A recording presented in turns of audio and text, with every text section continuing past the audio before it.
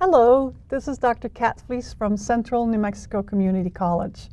We're going to use CNMGlass to continue our discussion of the anatomy of skeletal muscle. And we're going to focus especially on one skeletal muscle cell. Remember, we prefer to call that a muscle fiber or a myofiber.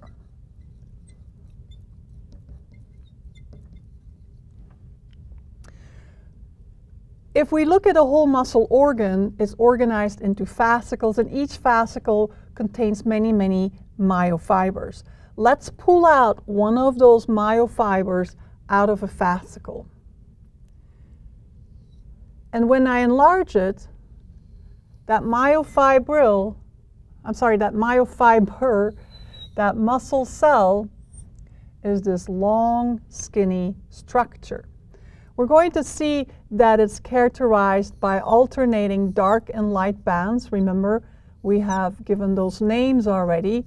We call these striations. And we will learn soon what creates these striations. It's actually the beautiful arrangements of proteins inside of our muscle cell. We find inside of our muscle cells lots of mitochondria. I'm not going to draw them here to not make it too messy looking, but lots of mitochondria because our skeletal muscles depend on a lot of ATP. And remember, aerobic respiration depends on the presence of mitochondria. Let's put some labels on this muscle cell.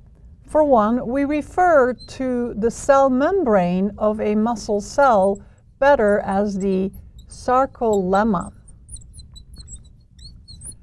Now, earlier we learned that a prefix for muscle is myo or mys.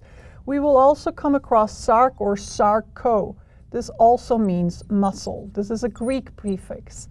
So sarcolemma means the muscle's cell membrane. Don't confuse this with the endomysium. The endomysium would be located on top of the muscle cell's membrane, on top of the sarcolemma. So if I continue drawing this like so, this would be the delicate connective tissue layer that we refer to as the endomysium. This sits on top of that, or superficial to the sarcolemma. The inside is filled with cytoplasm like any ordinary cell, but we refer to that cytoplasm as the sarcoplasm. Again, you see that prefix sarc. So sarcoplasm is the cytoplasm of our skeletal muscle cell. Now, aside from mitochondria, we see other organelles, and there's one organelle in particular that we need to spend some time on, and that is inside of our muscle fiber or myofiber, we have very unique organelles for skeletal muscle cells, and we call these unique organelles myofibrils. And they are, again, long cylinders. Let me find another color here, that follow the length of the whole muscle cell. And I'll just draw a few, but a muscle fiber or muscle cell is jam-packed with these specialized organelles that we call myofibrils. It's really important, you guys, that you keep track of what belongs inside of what. So we had our muscle organ that contains fascicles. Inside of the fascicles, we have our muscle cells that are called muscle fibers or myofibers. And now we see that inside of the myofibers, we have myofibrils, the specialized organs. There are many of them, as I said, and we need to take a closer look at them as well. But before we do that, there's one more thing to mention now that I have pointed out the presence of these myofibrils, and that is that the sarcolemma of our skeletal muscle cells has these invaginations, and I will just draw one right here, we call T-tubules. And these T-tubules will actually wrap themselves around each one of these myofibrils. And it's really hard for me to illustrate that. Your book does a much better job. So a T-tubule, which will actually merge with the other side of the cell membrane, like so, will give off various branches so that it can actually wrap around each one of these myofibrils. We'll see what the importance is of these T-tubules when it comes to the electrical current that actually allows, that is the signal or the stimulus basically for our muscle cell to contract. And that is very dependent on the presence of extracellular material deep inside of the cell. So notice that by having these T-tubules here, and the T stands for transverse, by having these T-tubules, notice that the extracellular material, this is where your extracellular material is located, the material outside of cells. I'm sorry, this should say extracellular material. That will continue to now flow inside of these T-tubules. And that's what's going to play a very significant role in getting our electrical current, better referred to as our action potential, to move deep within the cell. Now, a few more words about these myofibrils. If we take one of these myofibrils and enlarge one of them, then we find, as I said, that the T-tubules will wrap themselves around them. I will attempt to illustrate this here, kind of like so.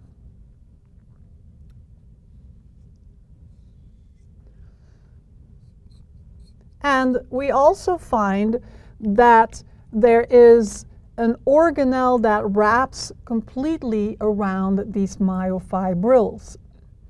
In other cells, we refer to that organelle as the smooth endoplasmic reticulum. We're going to refer to the smooth endoplasmic reticulum in muscle cells as sarcoplasmic reticulum.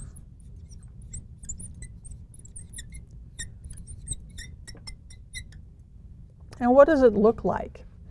Well, it looks like a fishnet stocking that wraps itself around each and every one of the myofibrils, these specialized organelles that we find inside of our muscle cell. Remember, a myofiber is one muscle cell. So this fishnet stocking, I'll do my best to draw it, but it's just a bunch of tubes that branch and merge and branch and merge.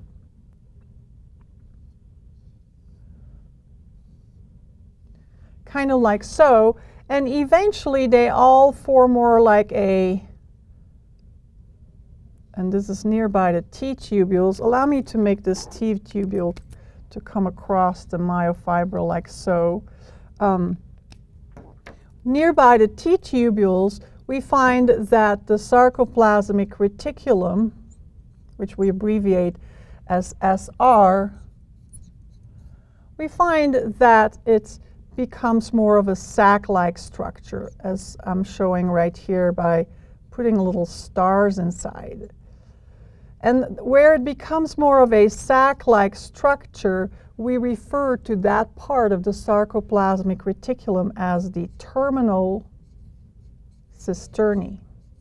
One terminal cisterna, cisterna meaning sac, many cisternae.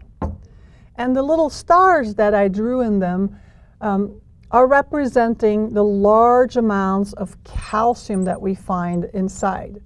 Very high concentrations of calcium inside of these terminal cisternae.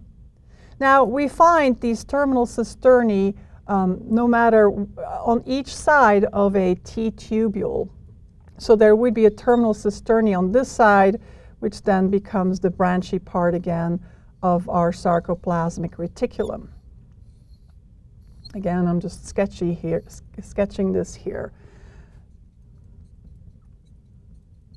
And imagine that this portion of your T-tubule is going on the backside of our myofibril. So all of our myofibrils are surrounded or wrapped by these tubes that are part of our sarcoplasmic reticulum. So be sure you can come up with a complete hierarchy of a muscle organ. Perhaps we could try it already here. I'll just write inside of our cell. So the muscle organ is made up of fascicles, and these fascicles are surrounded with perimysium. The muscle organ is surrounded with epimysium. Inside of our fascicles, we have muscle fibers that are surrounded with endomysium. And inside of those muscle fibers, we have myofibrils, and they're surrounded with sarcoplasmic reticulum. We're still not done yet, because there's a lot to see and a lot to study inside of a myofibril. And remember, why are we doing this? Why are we going so deep within the cell? We're actually going to go down to the molecular level. And that is because we must have that understanding to see how skeletal muscles actually go through the act of contracting. So till next time.